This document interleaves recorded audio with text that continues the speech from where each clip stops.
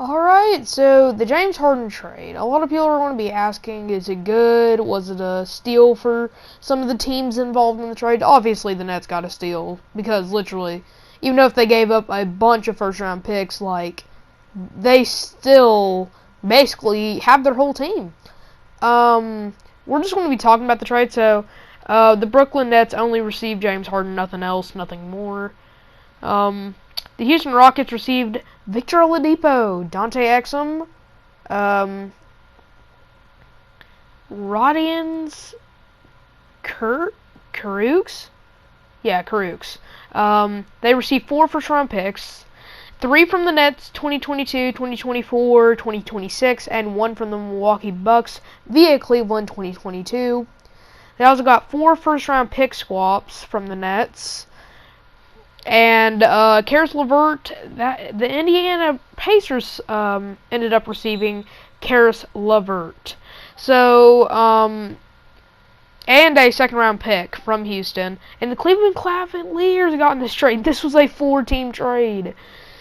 They ended up receiving Jared Allen and Taurean Prince. Now, I think, obviously, since the biggest steal was the Nets, I obviously think they got the biggest steal out of this trade because they still got their core, basically.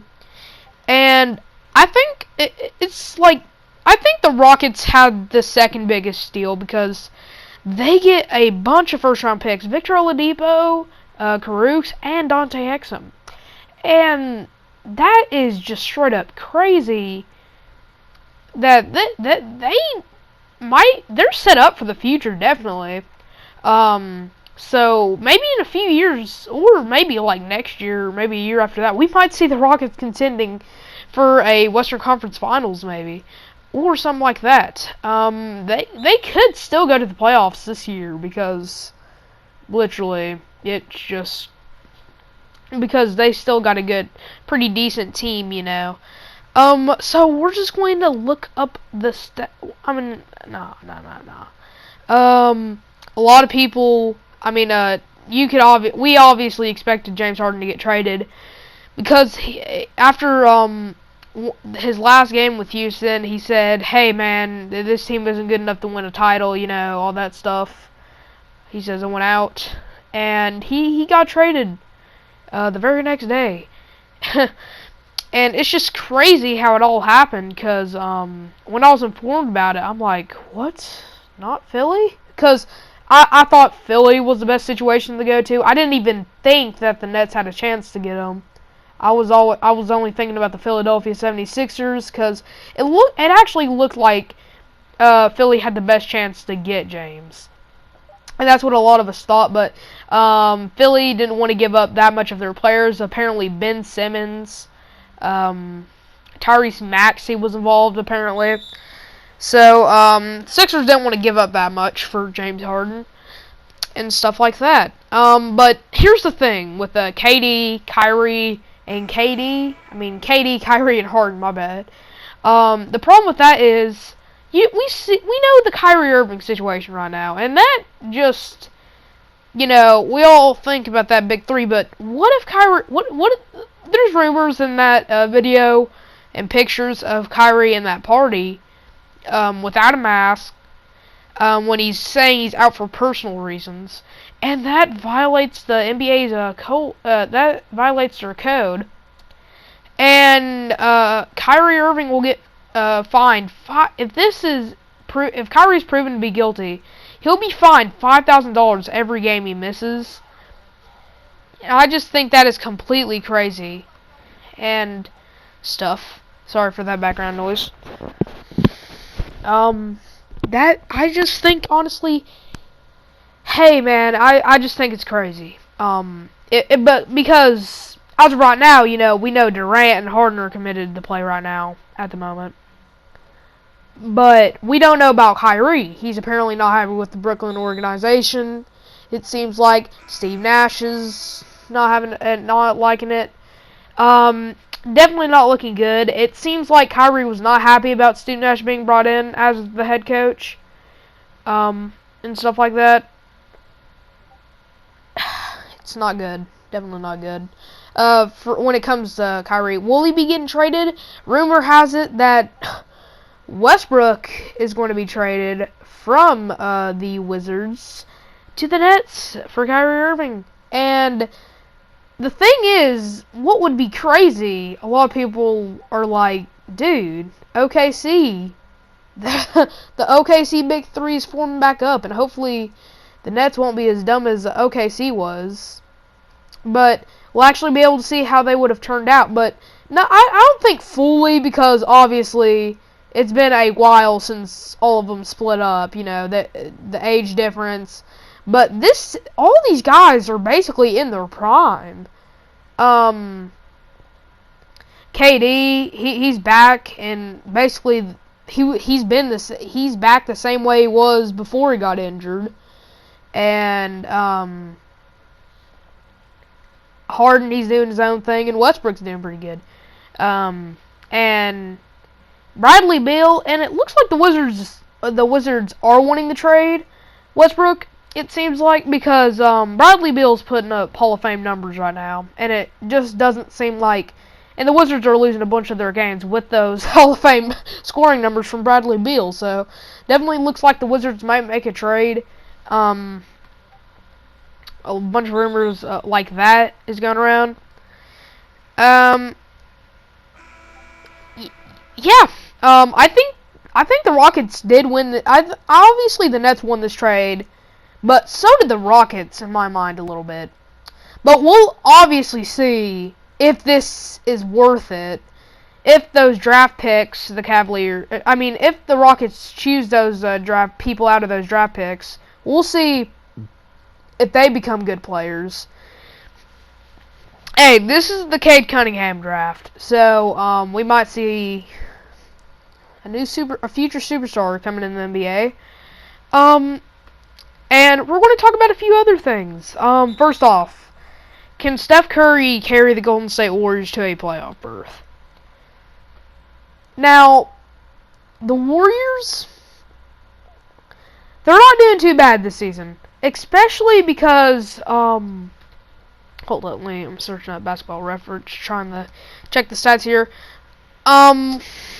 We are trying to see if Steph Curry can carry this team, and there was actually a static, that every time the Warriors won, Steph Curry would have over 30 points, and that ended after the Pacers game, because because they actually lost that game, even though Curry put up 35. So yeah, that stat is over. That's not a thing anymore. So, but obviously Steph Curry has to straight up carry the Warriors if they want to make the playoffs. Obviously, I project them being a 7th or 8th seed for the Western Conference this season. But obviously, anything can happen. I definitely expect them to make the playoffs. If they don't, it will be kind of a disappointing right now. They're 6-6 on the season. They're actually 7th in the conference. No, 6-7, I think. Yeah, 6-7. Yeah, I just think it's crazy. They lost to the Nuggets. They lost to the Pacers. So yeah, definitely. Pretty sure 6-7. I just think that the Warriors should be able to do some stuff this season. I don't know if they make the playoffs. I don't know how far they will go. Like, I don't know how far they will go. Maybe second round. Maybe a second round berth. Obviously, I'm expecting a playoff berth, but if that doesn't happen, then that will be bad. I mean, disappointing. Because it really is a shame that Klay Thompson isn't playing for the Warriors this year, because he got another Achilles or ACL injury. I forgot. Either way, he's out for the whole season. And that 62-point game from Curry showed that And even though Curry had 62 points, Warriors, they pulled away in the end, but it actually looked like the Trailblazers still could have won that game, even though with the Curry basically scoring almost every possession for the Warriors. And a lot of people are saying Curry can't carry a team to the playoffs or anything like how LeBron did. A lot of people are bringing up the comparison. Can Curry carry the Warriors to the finals like how LeBron did in 07? A lot of stuff like that is going down. And, hey, I'm not doubting Curry, not doubting anybody, but really, James Wiseman's doing pretty good for his rookie season. Andrew Wiggins and Kelly Oubre, like, Andrew Wiggins some nights, but Kelly Oubre, like, I don't know with him. He can't really shoot at all this season. He's like I think he's made 2 threes this season, because I think he made a 3 against the Pacers or the Nuggets. So yeah. Oh, my bad, people, my bad. I actually made a mistake here. Turns out that Curry lost to the Pacers, then he lost to the Nuggets. My bad, people.